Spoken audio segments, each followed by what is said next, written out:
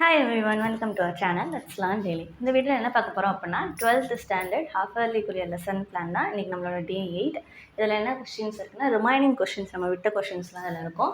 So first question என்ன அப்படின்னா magnetic field along long straight conductor carrying current. So அந்த question so mostly derivation questions தான் எல்லாமே.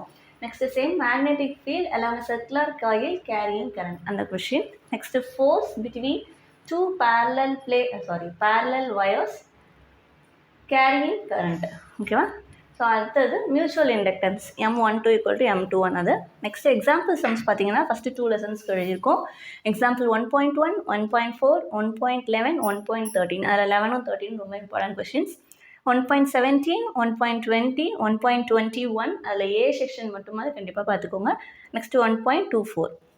Next second லெசனில் பார்த்தீங்கன்னா 2.1லேருந்து 2.4 வரைக்கும்.